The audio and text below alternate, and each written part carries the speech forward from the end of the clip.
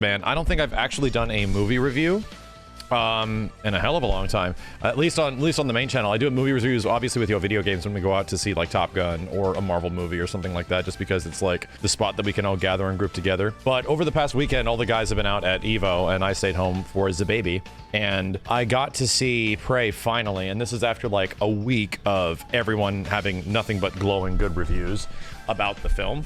So yeah, I got a lot to say about it, and it's like, why the hell would I be talking about Predator of all things on a fighting game channel that you like Final Fantasy or Killer Instinct or any of that kind of stuff? For anybody that's been around for a while, we made our own Predator movie. We actually made our own Predator movie for anybody that hasn't been aware since the 2015-2016 time period. C24, thanks for the 7 gift subs, man. And yeah, it was a huge homage to classic Predator with video games as characters and an actual, Predator. He's right back there. He's right off screen, right over there. So I'm an absolute gigantic Predator nerd. Not as much as when I was a kid, but I read a lot of the novels. I had a ridiculous amount of comics. Was obsessed with the movies, obsessed with the character, Predator 1 and 2 especially. And yeah, so it's been a hell of a long time. Is this spoilers? No spoilers yet. I mean, no spoilers yet. Are the books good? I don't remember. I read a lot of the Alien versus Predator books. They were mostly like novel versions of the graphic novels.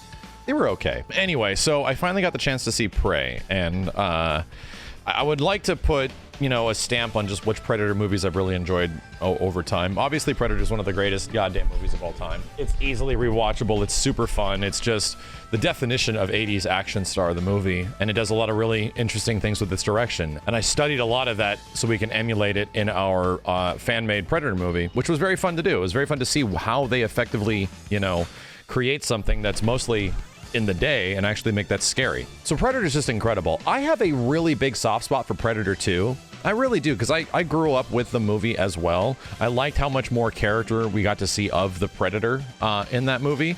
And I have another big soft spot for like Danny Glover and the supporting cast of the movie. It's bonkers, right? It's like if Predator was sort of thrown into the world of RoboCop in some way. And I kind of really appreciate the entire like absolute hellscape, heat-infested drug lord Los Angeles that they sort of depict the future of LA.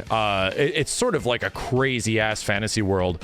It's mad cheesy, right? Extremely violent as well. But there's something about like the overall escalation of the film that I really liked, and I think is great. Like they do things with the Predator that I think is awesome, where you get to see a lot more of the Predator as a character. But it's essentially the same movie, right? It's like the only problem with Predator 2 is that you know what's going to happen, right? You get it. All it's doing is the exact same thing as Predator 1, but it's throwing it into the mad futuristic hellscape of 1997, doing the same thing in a cityscape in like downtown LA is where the Predator is essentially hunting all these people. So I once again, I got a soft spot for Predator 2. But if we move forward, and I guess we can count the Alien versus Predator movies. I remember liking AVP 1 a bit, but I don't even know if I consider these Predator movies, so I might just not include them, because they are crossovers. I think I got to move directly to Predators.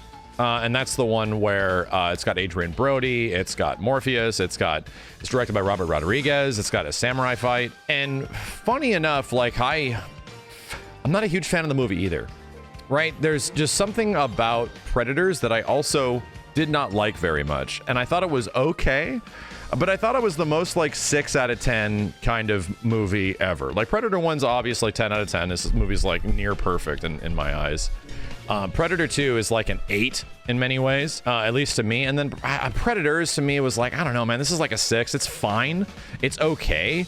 But it almost is like a 1-for-1 remake with a slight twist of Predator 1, like straight down to just copying certain scenes. And I feel like it had the same goddamn music as well. Nice for nostalgia, but at the same time, it doesn't really give it much identity. It's just like, oh, okay. Flash forward several years later, we all went to go see the Predator in 2018, and the movie was fucking trash. On like the same levels of Prometheus 2, Alien Assholeitis, what the hell was it called?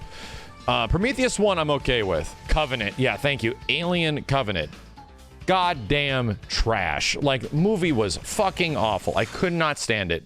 While the characters in Alien or Prometheus are really stupid and they do really stupid things, it's like, we're just gonna amplify that by 50 times. So we're gonna make the whole movie annoying as fuck.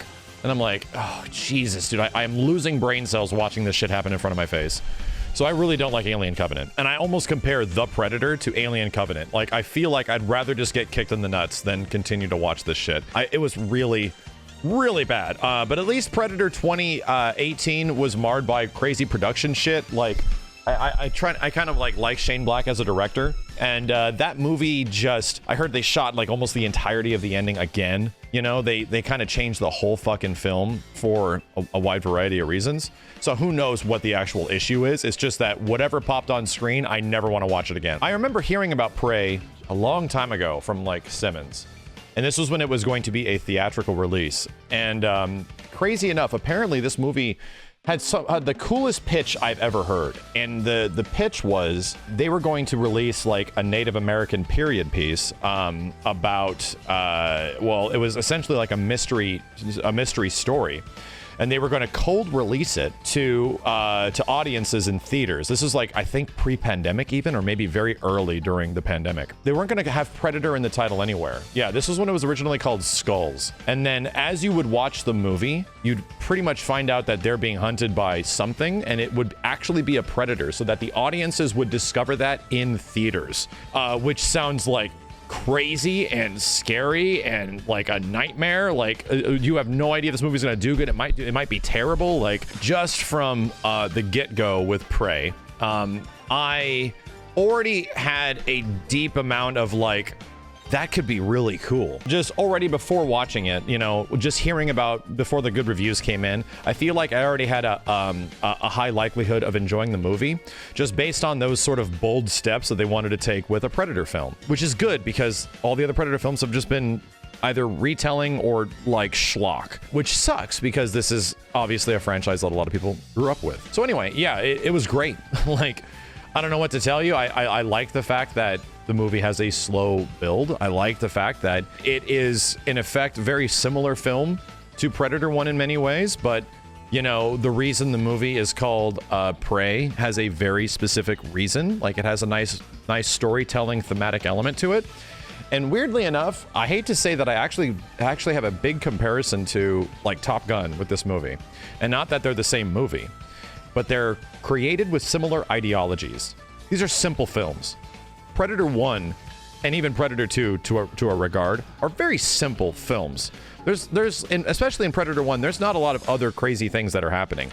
In the latest Top Gun movie, it's a nice and simple story, effectively told. Same thing with Predator, right? The original Predator. Same things with the majority of James Cameron movies, which is my favorite director. Like, he has simple stories effectively told.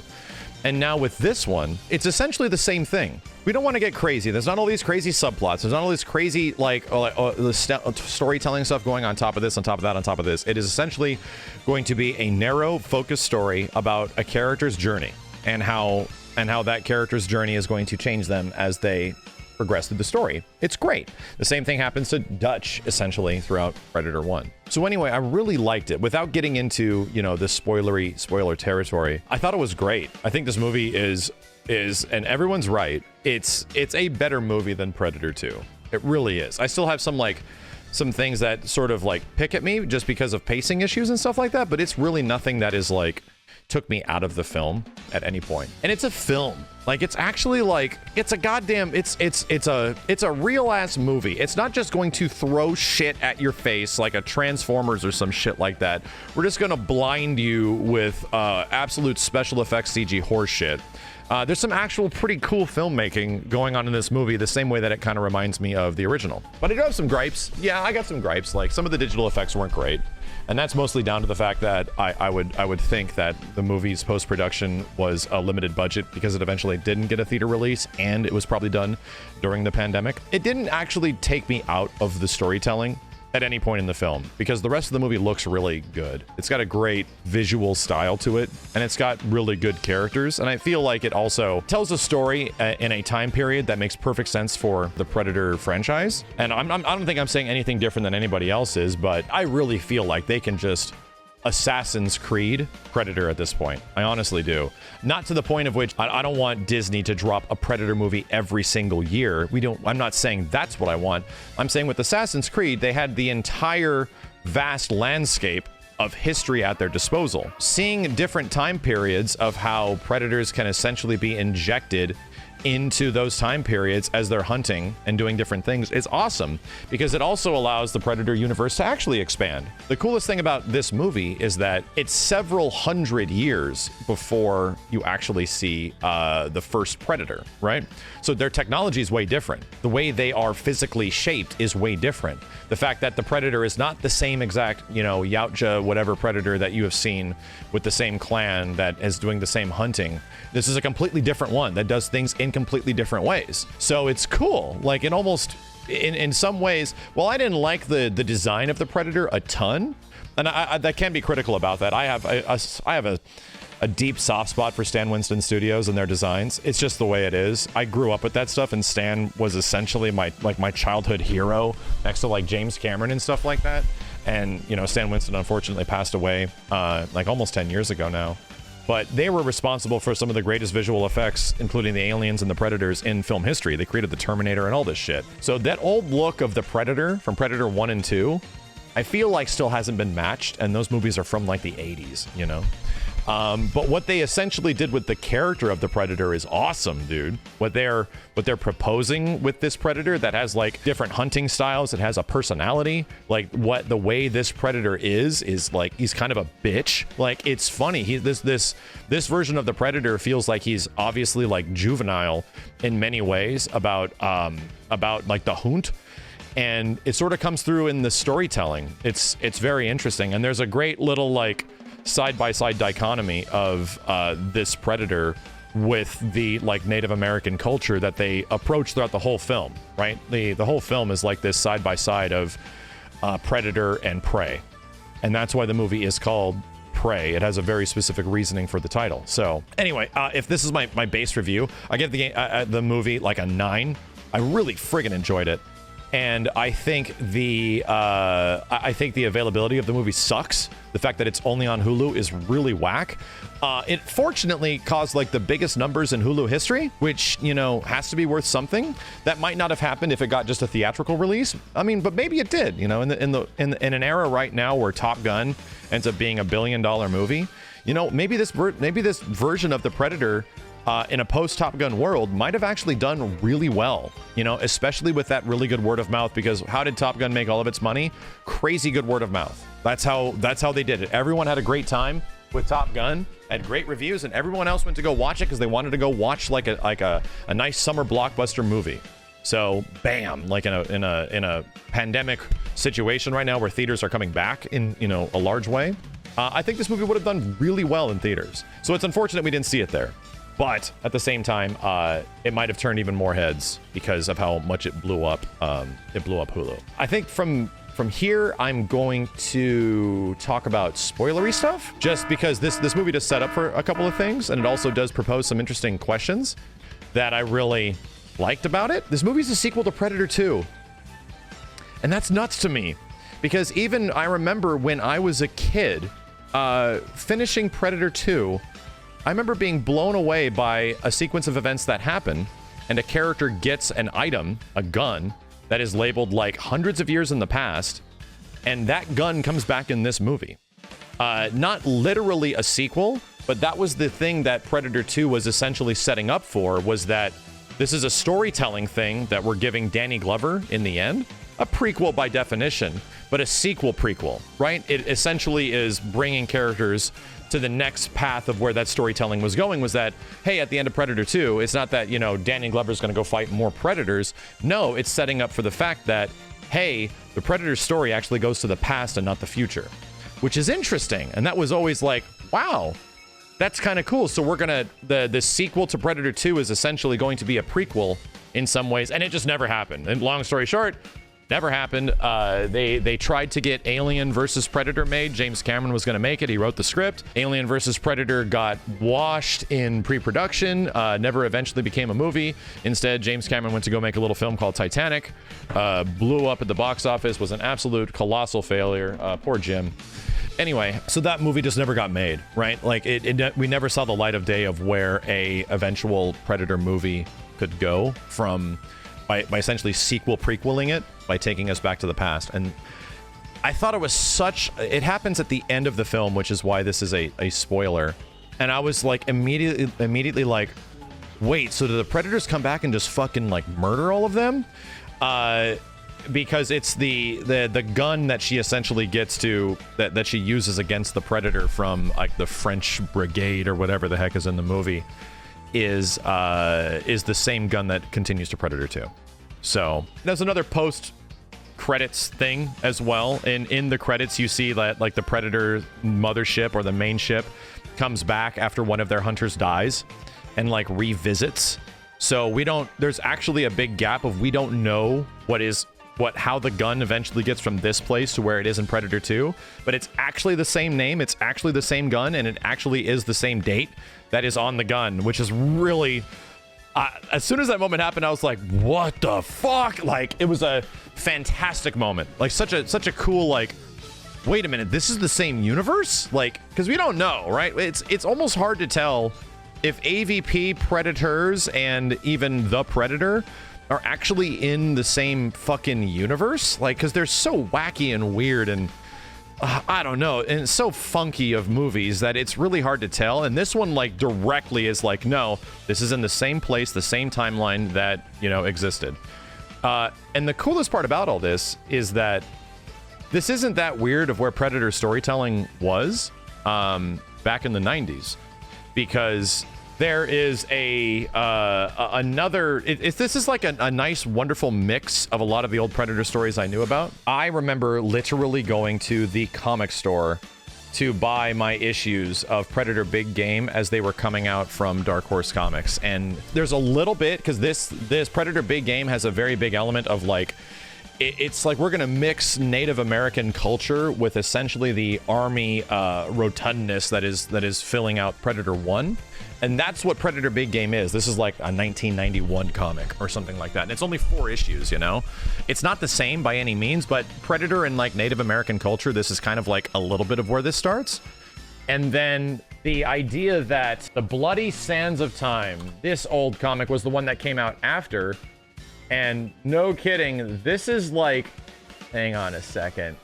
This is where the stories eventually go, right? Where the Predators actually are around during like World War I and like the Civil War and shit, where they're attracted to conflict, and they're actually around during very large wars with throughout history. I can't remember like the exact ones it was, because I mostly was getting all of these comics for, you know, the amazing visuals. And then Predator Cold War happens again. So the idea that like, yeah, we're just gonna stick Predators throughout history is nothing new.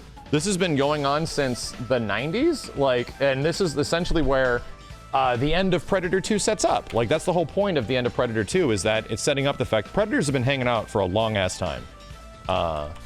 This one has amazing, absolutely amazing artwork. Yes, I remember literally touching this book, right, for the first time. I remember going to the beach with my dad after and just reading this entire book and looking at every single image, you know? So I think it's really cool, right? I think everything that they're setting up of where the franchise could possibly go from this point is badass.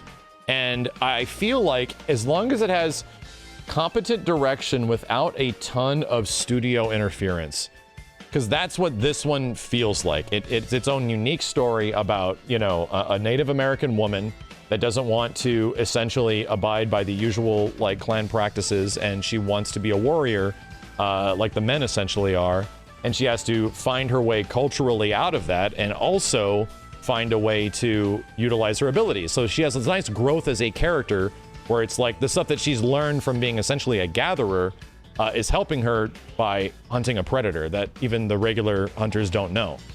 So it's cool. It's like, it's such a neat fucking idea of like just nice storytelling to bring us from point A to point B. I just really enjoyed it, you know, really enjoyed where the different types of visuals, and like it's once again a simple story. Predator stuff doesn't need to get crazy. We don't need to get absolutely all over the place with this shit.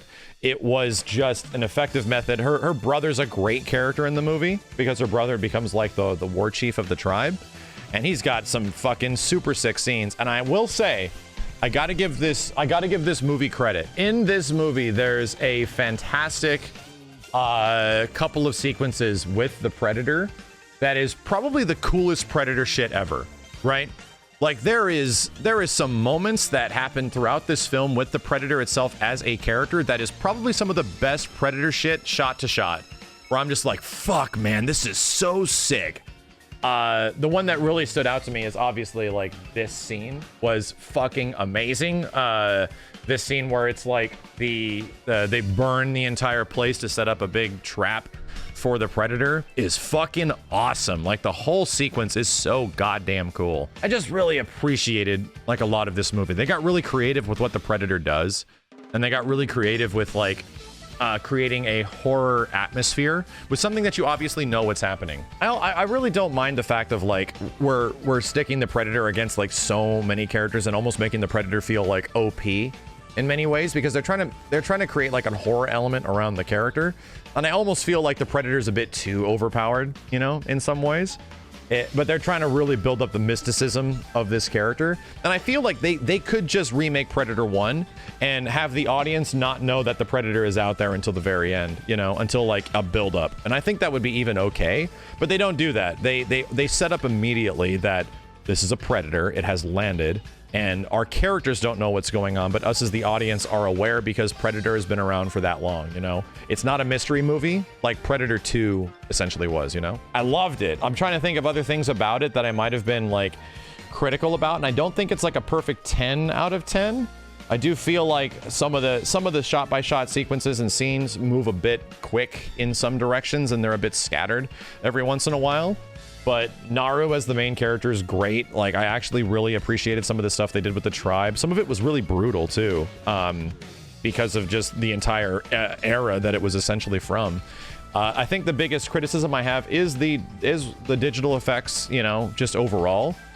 But I think what they did practically with the Predator was super fucking cool. I think the biggest criticism I have is the Predator's face, and it is as described from, you know, the literal art director. It's a sub variant, like it's a subspecies of Predator that isn't the same as that has been before. Which makes sense to me. Like, it makes sense why it is. I'm really attached to that classic Predator face. This obviously isn't the creature's face. You know, it is. They're doing something a bit different. He's a bit gnarly looking. And it's called like a primal predator or like a savage predator or something. Like, I don't know the actual terminology they use. The mask was an interesting idea, but it's like, you know, not as technologically inclined version. It's called the feral predator. There you go, the feral predator. Anyway. I'm not in love with the face of the creature and how much bigger they're making its mouth, but they did have a lot of reasons behind it, which made a lot of sense. And I think that made a lot of sense that this is not the same predators from, you know, the 80s and the 90s and the 2000s that you've seen in film. This is a different version of Predator. It's hundreds of years of difference of technology. So, you know, it is what it is. Yeah, I don't know what else to say. I just really enjoyed the fact that we can make like a serious and well shot and interesting Predator film, you know, where that has a story to tell. It's not a super complicated story. It's a simple story. Been questioned for a long time. What the hell do you even do with the Predator, right? It's been questioned for quite some time. What do we even do with this character? Is there even any more stories that can be told that are interesting that we can, like, because we already know so much about what the Predator is? It's just a lack of imagination, right? It's mostly down to like weird studio interference and crossover alien shit and all this stuff that eventually got the Predator franchise sort of like barred down to this thing that it is. It's so much nicer to go back to the simple stuff. And I think once again, we're in a post Top Gun era where a very simple story like Top Gun effectively told can work. And we don't need all this like crazy extra stuff in the film, all these ridiculous plot lines that might or might not go anywhere. We don't need any of that shit. We can just tell a simple story with relatively simple characters, well executed, and is fucking great.